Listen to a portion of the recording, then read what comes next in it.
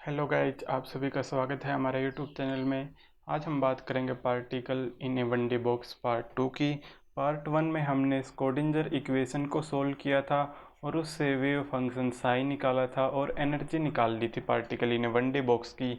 अब हम इसी चीज़ को कंटिन्यू करेंगे, तो चलिए शुरू करते हैं।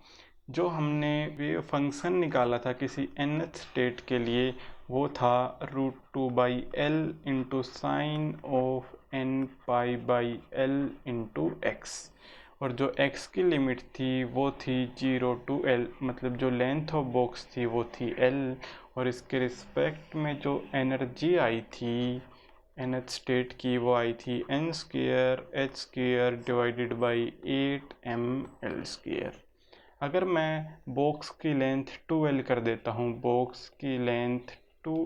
देता हूँ, तो देखते हैं वेव फंक्शन और जो हमारे पास एनर्जी आई है इसके ऊपर क्या इफ़ेक्ट पड़ेगा। तो मैं जो 2L लेंथ है बॉक्स की, ये 2 टाइप से कर सकता हूँ।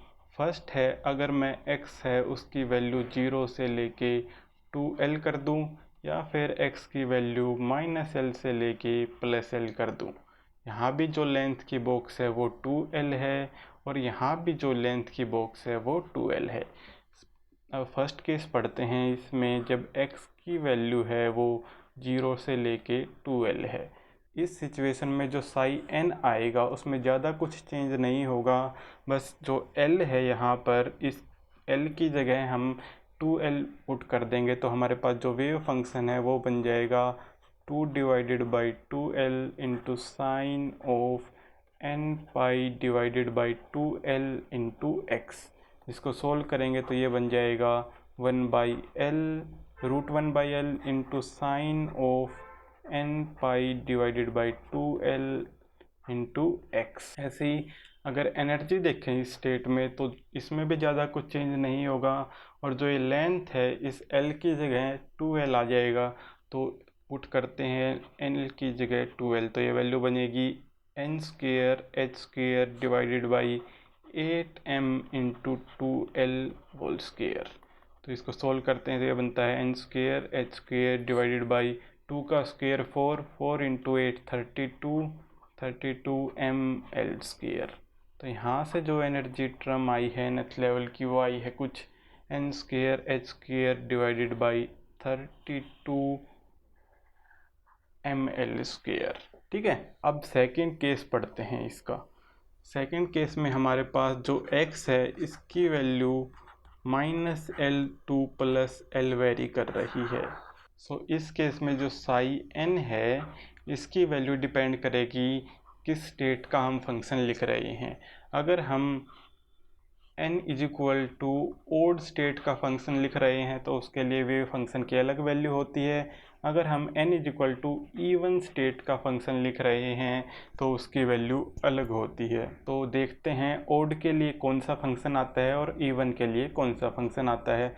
जब साई n और n इजिक्वल टू ईवन है तो फंक्शन आएगा कुछ 2/2L into sine of n π/2L into x. इसका मतलब है जब इवन वैल्यू है, जब n की वैल्यू इवन है, तो जो हमारे पास फंक्शन आया है वो ओड फंक्शन आया है। इसको आप और अच्छे से भी लिख सकते हो, √1/L into sine of n π/L into x. ठीक है, तो जो साइन n आया है जब n इजिक्वल टू इवन है तो कुछ फंक्शन ऐसा आएगा।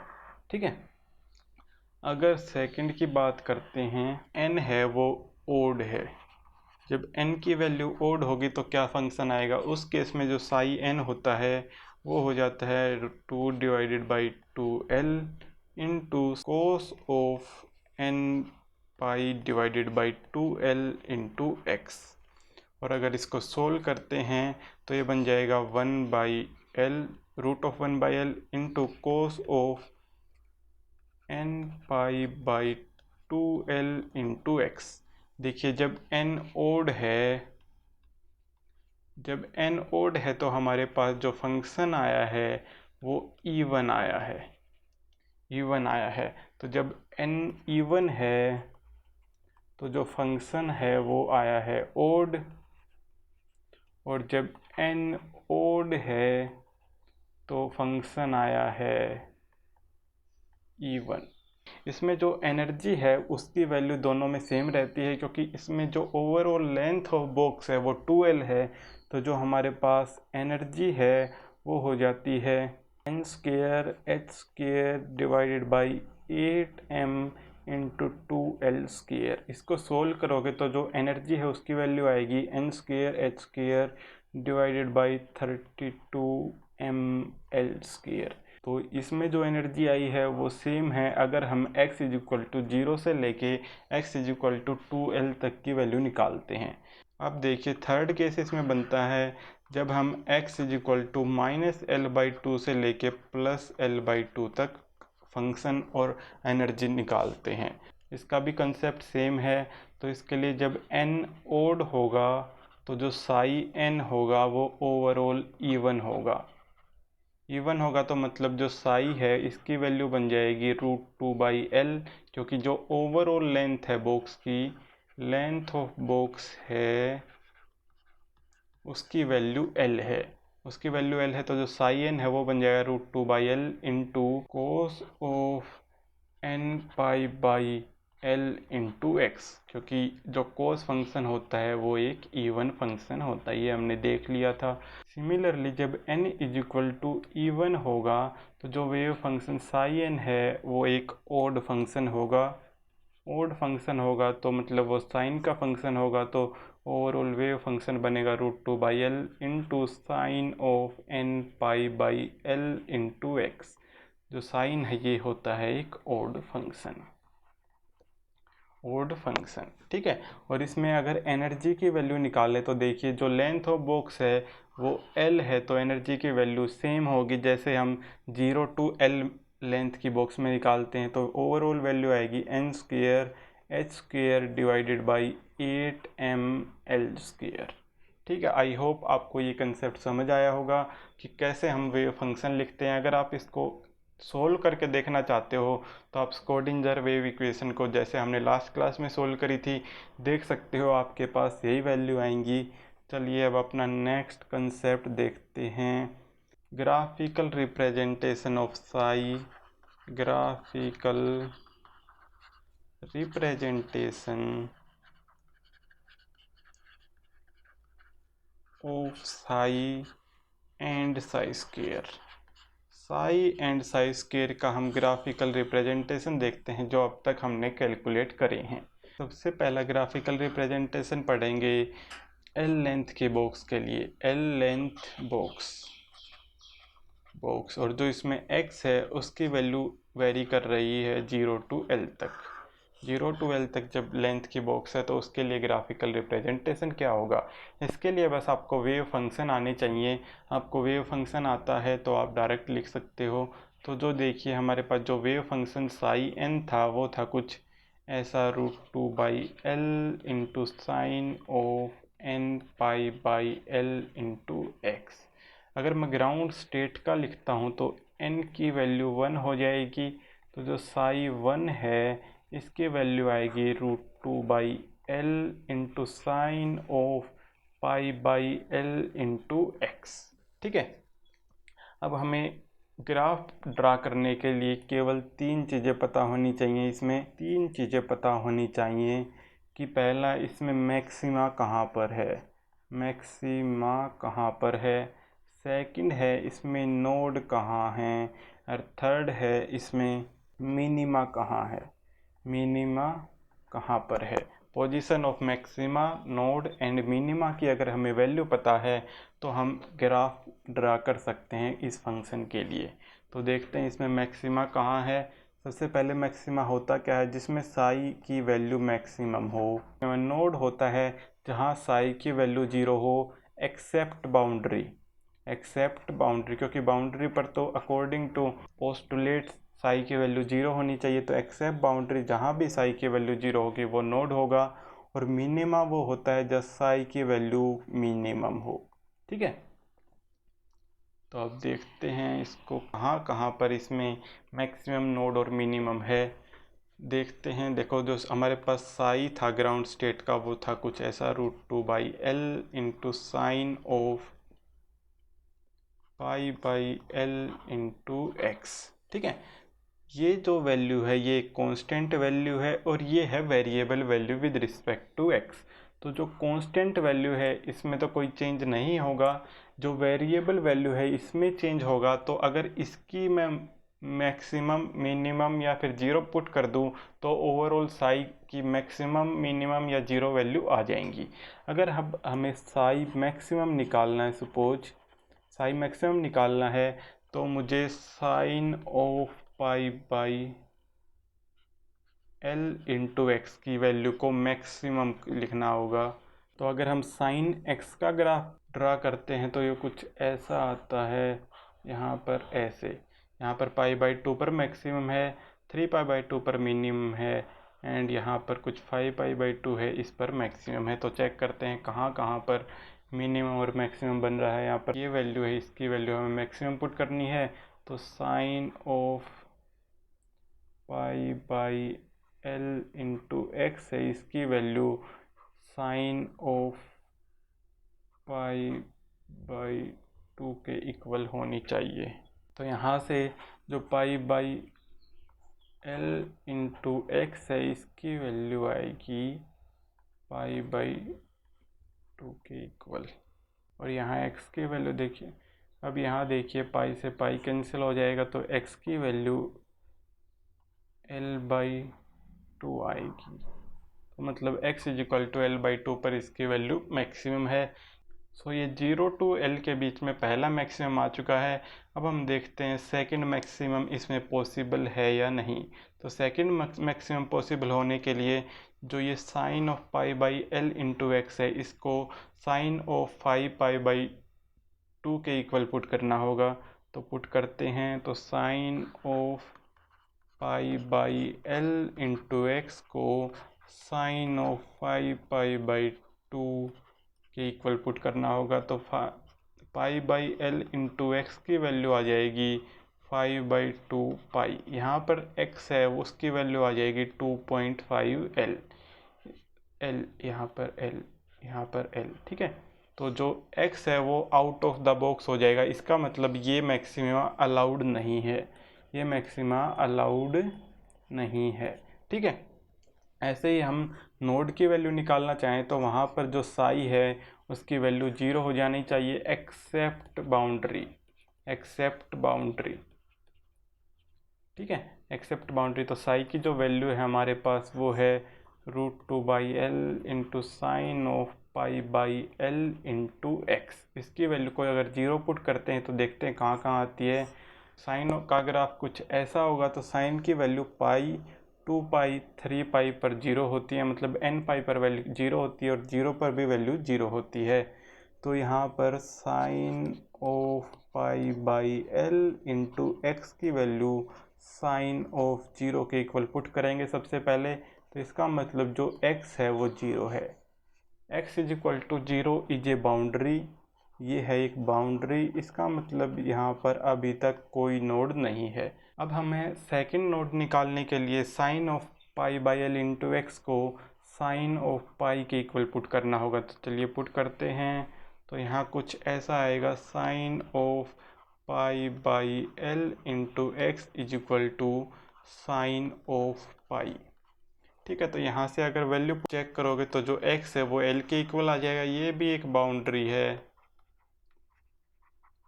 ये भी एक बाउंड्री है। तो इसमें नंबर ऑफ नोड्स हैं वो 0 के इक्वल है, वो हैं 0, इसमें कोई भी नोड नहीं है। ऐसे ही अगर आप मिनिमा चेक करना चाहो तो हम sine of π/L into x, minima के लिए यहाँ मैं मिनिमा लिख देता हूँ, यहाँ मैं मिनिमा लिख देता हूँ। मिनिमा के लिए जो ये वैल्यू है इसको हमें मिनिमम पुट करना होगा, और जो साइन एक्स है उसकी मिनिमम वैल्यू होती है -1। तो इस ग्राफ से अगर आप देखोगे तो इसमें फर्स्ट मिनिमा आता है 3π/2 के ऊपर। तो देख, इस वैल्यू को पुट कर देते हैं हम साइन ऑफ 3π/2 के इक्वल। तो sine of π/L into x हो जाएगा साइन ऑफ 3π/2 2 के इक्वल। यहाँ पर जो pi by L into x है ये हो जाएगा 3 पाई बाई 2 के इक्वल। तो पाई से पाई कैंसिल और x की वैल्यू आएगी 1.5 L। इसका मतलब है जो मिनिमा है वो आउट ऑफ द बॉक्स है। तो यहाँ से जो कंक्लूजन हमारे पास बनता है वो बनता है साई की जो जीरो वैल्यू है वो है x is equal to 0 and x is equal to L। इसका मतलब है नो नोड्स, कोई नोड नहीं है, नो नोड्स, कोई नोड नहीं है इसके लिए। ग्राउंड स्टेट के लिए तो n की वैल्यू 0 है, तो इसकी जो वैल्यू 0 है वो है x इज इक्वल टू 0 और x is equal to L के लिए। अगर यहाँ पर साई मैक्सिमा देखेंगे तो उसकी वैल्यू आई है हमारे पास x is equal to L by 2। अगर psi is equal to minima देखेंगे तो उसकी वैल्यू हमारे पास 1.5 L आई थी जो थी आउट ऑफ द बॉक्स, तो ये वैल्यू अलाउड नहीं है। इन तीनों चीज़ों का अगर यूज करके मैं ग्राफ ड्रा करना चाहूँ तो देखिए क्या कुछ ग्राफ ऐसा होगा। यहाँ पर x इज इक्वल टू 0 तो फंक्शन 0, यहाँ पर x is equal to L, यहाँ पर x is equal to L तो यहाँ पर भी फंक्शन 0 फर्स्ट इक्वेशन का यूज करके, और यहाँ पर L बाई 2 तो यहाँ पर फंक्शन मैक्सिमम। और जो साइन का ग्राफ है वो कुछ ऐसा होता है, तो ये ग्राफ ऐसा हो जाएगा। यहाँ पर देखिए फंक्शन मैक्सिमम है और यहाँ पर 0 है, इसमें कोई नोड नहीं है। तो ये आ गया साई 1 का ग्राफ, ग्राउंड स्टेट का ग्राफ। ऐसे ही अगर आप साई 2 साई 3 का ग्राफ निकालना चाहो तो निकाल सकते हो। आपको बस 3 चीज़ें चाहिए, एक चाहिए आपको मिनिमा कहाँ है, एक चाहिए आपको मैक्सिमा कहाँ है और एक चाहिए आपको नोड कहाँ है। ये है कि अगर आपके सेमेस्टर में आता है तो आप ऐसे निकाल के दिखा सकते हो, लेकिन अगर आपके कंपटीशन में आता है तो आप कैसे ऐसे ही आप साई 2 की वैल्यू निकाल सकते हो। तो देखिए मैं बता देता हूँ आपको डायरेक्ट वैल्यू क्या आएंगी, ये सब आपको करने की ज़रूरत नहीं है। तो देखिए साई 2 के लिए जो ग्राफ बनेगा वो n की वैल्यू 2 है, तो ये बनेगा 2 by L into sine of 2 pi by L into x. ठीक है, यहाँ पर जो मैक्सिमा आता है वो आता है L बाई 4 पर, और जो psi is equal to node आती है इस फंक्शन में वो आती है L बाई 2 पर, और साई मिनिमा आता है वो आता है 3L बाई 4 पर। अब इन तीनों वैल्यू का यूज करके अगर मैं ग्राफ ड्रा करना चाहूँ तो देखते हैं कैसा ग्राफ आएगा। अगर मैं ये एक पार्टिकल इन 1D बॉक्स बना लूँ तो यहाँ पर जो x इज इक्वल टू 0 होगा और यहाँ पर x is equal to L होगा। ये बाउंड्री कंडीशन है, तो यहाँ पर फंक्शन की वैल्यू 0 हो जाएगी, और नोड है यहाँ पर वो है L बाई 2 पर, तो यहाँ पर भी जो फंक्शन है उसकी वैल्यू 0 हो जाएगी। और जो L बाई 4 है, जो इनका भी मिडल है L बाई 4, यहाँ पर फंक्शन की वैल्यू मैक्सिमम होगी, और L बाई 2 और L का मिडल है 3L बाई 4, तो यहाँ पर फंक्शन की वैल्यू मिनिमम होगी। तो इसका यूज करके ग्राफ कुछ ऐसा बनता है। फर्स्ट एक्साइटेड स्टेट के लिए n इज इक्वल टू 2 के लिए यहाँ पर कुछ ऐसा ग्राफ बनता है। सो साई 2 के लिए कुछ ऐसा ग्राफ बनता है। फर्स्ट एक्साइटेड स्टेट भी लिख सकते हैं इसे, फर्स्ट एक्साइटेड स्टेट। ठीक है, फर्स्ट एक्साइटेड स्टेट के लिए कुछ ऐसा ग्राफ बनता है। अब हम जर्नल निकालना सीखेंगे कि हम कैसे निकाल सकते हैं इन दो ग्राफ की हेल्प से। सो हमारे पास जो ग्राउंड स्टेट है, अगर मैं कुछ ऐसा ये पार्टिकल 1D बॉक्स बना लूँ, यहाँ पर मैं कोई पार्टिकल इन 1D बॉक्स बना लूँ, तो जो ग्राउंड स्टेट है वो कुछ ऐसा आया था हमारे पास यहाँ पर, और यहाँ पर वैल्यू 0 थी और मैक्सिमा था L बाई 2 के ऊपर। ये था साई 1 का ग्राफ, n इक्वल टू 1 है तो साई 1 बोल दिया है मैंने। अगर मैं साई 2 का ग्राफ बनाता हूँ, इसमें जो L बाई 2 है इसके ऊपर मिनिमा था और इसके ऊपर यहाँ पर मैक्सिमा था और ऐसा था। ठीक है, ऐसा था। अगर आप ध्यान से देखोगे तो जो ये ग्राउंड स्टेट है इसमें n की वैल्यू 1 है और नोड हैं उसकी वैल्यू है 0। फर्स्ट एक्साइटेड स्टेट में देखोगे तो यहाँ n की वैल्यू 2 है और जो नोड्स हैं उनकी वैल्यू है 1। ठीक है, अगर हम जर्नल लिखें अब नोड्स की वैल्यू ऊपर जाते जाते, तो जो nth लेवल है इसमें जो नोड्स हैं इसकी वैल्यू हो जाएगी n-1। यहाँ पर जो नोड्स हैं इसकी वैल्यू n-1 हो जाएगी। अगर हमें नोड्स की वैल्यू पता लग जाए तो हम डायरेक्ट ग्राफ बना सकते हैं। देखिए, अब इस नोड्स का यूज़ करके हम वेव फंक्शन निकालना सीखेंगे। देखिए, अगर हमें कोई साई n दिया है तो इसमें नंबर ऑफ नोड्स n-1 है। अगर मैं साई 3 कंसिडर करता हूँ तो उसमें नंबर ऑफ नोड्स 2 आएंगी। इसका यूज़ करके हम ग्राफ बनाने की कोशिश करते हैं। तो यहाँ x = 0 होगा, यहाँ x = L होगा, और इसमें दो नोड्स हैं जो कि इक्वल डिस्टेंस पे हैं। तो हमें इस L लेंथ के बॉक्स को ऐसी जगह कट करना है जहाँ पर इक्वल डिस्टेंस हो। अगर मैं L/3 और 2L/3 पे कट कर दूँ तो देखिए 0 से L/3 भी L/3 डिस्टेंस है, और L/3 से लेके यहाँ पर 2L/3 है, ये भी सेम डिस्टेंस है, और 2L/3 से लेके L तक भी सेम डिस्टेंस है जो है L/3। अब देखिए, जब हम x = 0 से लेके फर्स्ट नोड की तरफ मूव करेंगे तो हमारे पास आएगा मैक्सिमा, क्योंकि ग्राफ है हमारे पास वो साइन का ग्राफ है। साइन में पहले इंक्रीमेंट होता है फिर डिक्रीमेंट होता है, और जब फर्स्ट नोड से लेके सेकंड नोड की तरफ मूव करेंगे तो हमारे पास आएगा मिनिमा। तो ये हमारे पास मिनिमा आ गया, और जब थर्ड नोड से लेके अगली नोड की तरफ मूव करेंगे तो हमारे पास आएगा दोबारा मैक्सिमा। इक्वल हैं, ठीक है।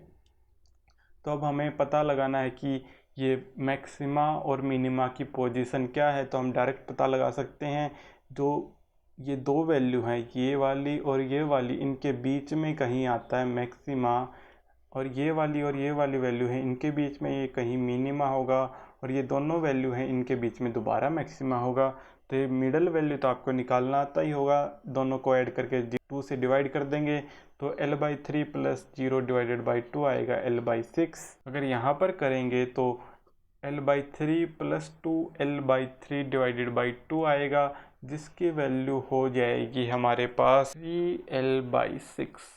इसको हम L/2 भी लिख सकते हैं, और इन दोनों को करेंगे तो हमारे पास आएगा 5L/6। तो ऐसे हम ग्राफ निकाल सकते हैं। तो इसका कुछ यहाँ पर अगर ग्राफ बनाऊँ मैं तो वो आएगा यहाँ से कुछ, पहले तो ये L/2 है, यहाँ पर मिनिमा है, और इसके बीच में कहीं L/3 है, और यहाँ L/6 है। ऐसे ही इधर है, इधर भी 5L/6 है एंड 2L/3 है। तो यहाँ पर है मैक्सिमा, यहाँ नोड, यहाँ मिनिमा, यहाँ फिर नोड, फिर यहाँ मैक्सिमा, और यहाँ फिर नोड। तो ऐसा कुछ ग्राफ आएगा। अगर आप तीनों ग्राफों को अच्छे से देखेंगे, ये साइड 3 है, अगर आप तीनों ग्राफों को अच्छे से देखेंगे तो देखिए, जो ग्राउंड स्टेट वाला ग्राफ है ये एक इवन ग्राफ है, इवन बोल लो या फिर सिमेट्रिक ग्राफ है। अगर आप सेकंड ग्राफ को देखेंगे तो इसमें अगर यहाँ मैं y एक्सिस मान लेता हूँ और इसके अबाउट मिरर इमेज बनाना चाहूँ तो मिरर इमेज नहीं बनेगी। इसका मतलब है जो ये ग्राफ है ये ओड ग्राफ है, या फिर इसको हम एंटी सिमेट्रिक भी बोल सकते हैं। एंटी सिमेट्रिक ग्राफ है। अगर हम साई 3 के लिए ऐसे ही मिरर इमेज बनाना चाहें तो जो ये वाला पार्ट है इसकी मिरर इमेज ये बन जाएगी, और जो ये वाला पार्ट है इसकी मिरर इमेज ये बन जाएगी। इसका मतलब है जो ये ग्राफ है ये भी इवन ग्राफ है या फिर सिमेट्रिक ग्राफ है। यहाँ से हम एक बात तो बोल सकते हैं, अगर साई n में n की वैल्यू ओड है तो हमारे पास जो ग्राफ आते हैं वो सिमेट्रिक ग्राफ आते हैं या फिर इवन ग्राफ आते हैं। अगर साई n में n की वैल्यू इवन है तो ग्राफ आते हैं वो एंटी सिमेट्रिक आते हैं या फिर ओड ग्राफ आते हैं। तो यहाँ पर हमारे पास ख़त्म हुआ प्लॉट ऑफ साई। अब हम बात करेंगे प्लॉट ऑफ साई स्क्वायर। ये काफ़ी इम्पोर्टेंट हैं। साई स्क्वायर के प्लॉट के बारे में बात करेंगे।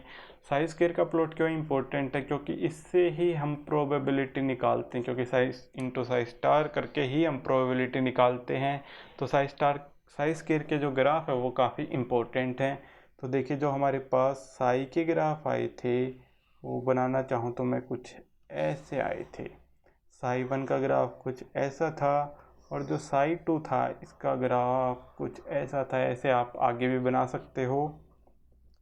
साई 2 है यहाँ पर है साई 1। ये ग्राउंड स्टेट हुई और ये हुई फर्स्ट एक्साइटेड स्टेट। तो अगर मैं अब इसका स्क्वायर कर देता हूँ ग्राफ का, तो ओवरऑल मैग्नीट्यूड है वो इंक्रीज हो जाएगा, क्योंकि ये नंबर है वो ग्रेटर देन 1 है। तो ये नंबर अगर ग्रेटर देन 1 है तो इसका स्क्वायर, साई स्क्वायर को मैं रिप्रेजेंट करता हूँ। साई स्क्वायर है ये इस कलर वाला, ऑरेंज कलर वाला साई स्क्वायर है। तो इस साई स्क्वायर का ग्राफ कुछ ऐसा होगा कि ओवरऑल जो मैग्नीट्यूड था वो √2/L था, जो कि ग्रेटर देन 1 था। तो ओवरऑल मैग्नीट्यूड बढ़ जाएगा इस केस में। अगर साई 2 में साई स्क्वायर का ग्राफ बनाना चाहूँ तो देखिए, जो ये नेगेटिव है ये पॉजिटिव में कन्वर्ट हो जाएगा और मैग्नीट्यूड भी इंक्रीज हो जाएगा। तो इसका ग्राफ आता है कुछ ऐसा। जो नोड है वो सेम रहेगी, क्योंकि नोड के ऊपर जो फंक्शन है उसकी वैल्यू 0 है और 0 का स्क्वायर सेम, और ये वैल्यू यहाँ पर हो जाएगी हमारे पास ऐसी। ठीक है, तो ये दोनों पॉजिटिव वैल्यू हो जाएंगी। तो ये आ जाएगा साई स्क्वायर का ग्राफ। यहाँ से आपके पास एक क्वेश्चन बनता है प्रोबेबिलिटी का, जो हमने ऑलरेडी सोल्व करा हुआ है। अगर हमें प्रोबेबिलिटी बतानी हो, ग्राउंड स्टेट के बारे में बात कर रहा हूँ मैं, तो ग्राउंड स्टेट का ग्राफ हमारे पास कुछ ऐसा था। यहाँ था x = 0, x = L, और ये है फंक्शन, ये है साई स्क्वायर का graph with respect to x। अगर हमें यहाँ पर प्रोबेबिलिटी वैल्यू निकालनी हो तो देखिए, हमें पता है 0 से L/4 तक जो प्रोबेबिलिटी होती है उसकी वैल्यू होती है 9%, और जो 3L/4 है इससे L तक प्रोबेबिलिटी होती है वो भी 9% के इक्वल होती है। इसका मतलब यहाँ से लेके यहाँ तक जो वैल्यू है वो 82% हो जाएगी। इसका मतलब है, यहाँ लिखता हूँ मैं, जो पार्टिकल है वो मैक्सिमम टाइम मिडल हाफ में स्पेंड करता है, क्योंकि यहाँ पर प्रोबेबिलिटी सबसे ज़्यादा है। और यहाँ पर जो ये लिमिट हैं L/4 से लेके 3L/4, ये मिडल हाफ की लिमिट्स हैं। अगर आपको मिडल हाफ की लिमिट्स नहीं निकालनी आती हैं तो मैंने ऑलरेडी सिखाई हुई हैं, लिंक डिस्क्रिप्शन बॉक्स में दिया हुआ है, आप जाके देख सकते हैं। तो यहाँ से हम ये बोल सकते हैं, जो मैक्सिमम प्रोबेबिलिटी है इन ग्राउंड स्टेट वो मिडल हाफ में है। तो जो पार्टिकल है वो मैक्सिमम टाइम ग्राउंड स्टेट में मिडल हाफ में स्पेंड करता है। तो ये हमारे पास प्लॉट हो गए हैं साई एंड साई स्क्वायर के। जो इसमें जो साई स्क्वायर है इसके सारे प्लॉट होते हैं वो इवन होते हैं। साई स्क्वायर है, इसके all plot are even, all plots PLOTS are even. सारे प्लॉट्स इवन होते हैं, क्योंकि इस सब में अगर आप देखोगे तो आपको मिरर इमेज दिखाई देगी, क्योंकि ये स्क्वायर हो चुका है। जो नेगेटिव पार्ट था वो भी पॉजिटिव में आ गया है और हमारे पास सारे प्लॉट्स हैं वो इवन हो चुके हैं। अब बात करते हैं कुछ important feature of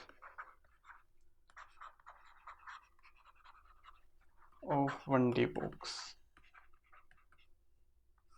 1D box के कुछ इम्पोर्टेंट फीचर्स की बात करते हैं, जिसमें पहला इम्पोर्टेंट फीचर है जो लेंथ ऑफ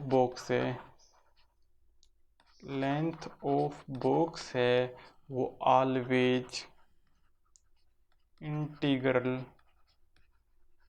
मल्टीपल ऑफ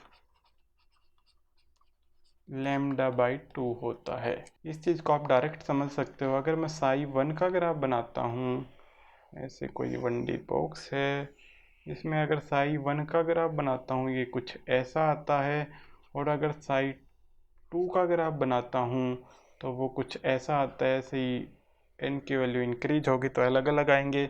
और हमें पता है, जो ये अगर कोई वेव है तो यहाँ से लेकर यहाँ तक जब तक सेम फेज में नहीं आ जाती कोई वेव, तो उसको बोलते हैं वेवलेंथ लैम्डा। तो इसमें देखिए जो लेंथ है वो है λ/2 के इक्वल, और इसमें जो लेंथ है वो है 2 इंटू λ/2, 2 इंटू λ/2, क्योंकि ये भी λ/2 और ये भी λ/2, तो ओवरऑल लैम्डा हो गया। ठीक है, तो ऐसे ही अगर हम nth के लिए लिखेंगे तो जो लेंथ हो जाएगी वो हो जाएगी n इंटू λ/2। यहाँ से एक इम्पोर्टेंट चीज़ निकल के आती है, यहाँ से इम्पोर्टेंट चीज़ ये निकल के आती है, देखिए L is equal to n into λ/2 है, तो यहाँ जो लेंथ ऑफ बॉक्स है ये भी फिक्स है और जो 2 है ये भी फिक्स है। इसका मतलब जो n इंटू लैम्डा है ये कांस्टेंट क्वांटिटी है। तो यहाँ से मैं लिख सकता हूँ जो लैम्डा है वो इन्वर्सली प्रोपोर्शनल टू n है। इसका मतलब है जैसे जैसे n की वैल्यू इंक्रीज होगी वैसे वैसे लैम्डा की वैल्यू डिक्रीज होगी। मतलब जो नोड्स हैं उनकी पोजीशन पास होती जाएगी, पोजीशन पास आती जाएगी, क्लोज आती जाएगी। इसका मतलब ये है जैसे जैसे n की वैल्यू इंक्रीज होगी तो लैम्डा की वैल्यू डिक्रीज होगी और नोड्स हैं उनकी पोजीशन क्लोज होती जाएगी। इसको आप मैथमेटिकली भी प्रूव कर सकते हो। सेकंड इम्पोर्टेंट फीचर है, अगर हमें कोई साई n दे रखा है और हमें उसमें नंबर ऑफ नोड्स पूछी हैं, नंबर ऑफ नोड्स वो होती हैं n-1, ये हमने अभी पढ़ा था। और जो n होता है इसको हम बोलते हैं ट्रांसलेशन क्वांटम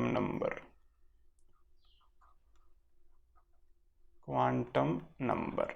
तो जो टोटल नंबर ऑफ नोड्स हैं वो बन जाएंगी, particle in one day box के लिए अप्लीकेबल है ये, ट्रांसलेशन क्वांटम नंबर -1। अगर आपको ट्रांसलेशन क्वांटम नंबर की वैल्यू पता है जो आप साई n से निकाल सकते हो तो आप number of nodes easily calculate कर सकते हो। थर्ड फीचर जो हमने पढ़ा था इसका, अगर साई n में जो n है वो ओड है तो हमारे पास जो फंक्शन है वो इवन आता है, या फिर जो ग्राफ है इसका ग्राफ है वो इवन या फिर सिमेट्रिक आता है।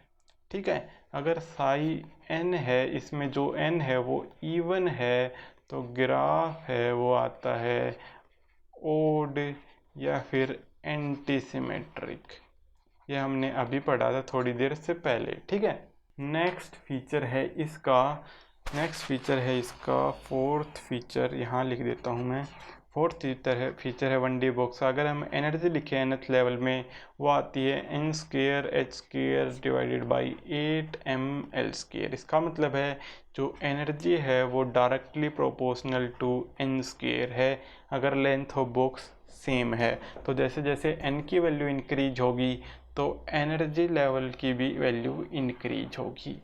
फिफ्थ है हमारे पास, अगर हम डेल्टा E निकालते हैं, डेल्टा E है E of n+1 minus of En, इसका एनर्जी गैप निकालते हैं तो वो आता है 2n+1 into h² divided by 8mL²।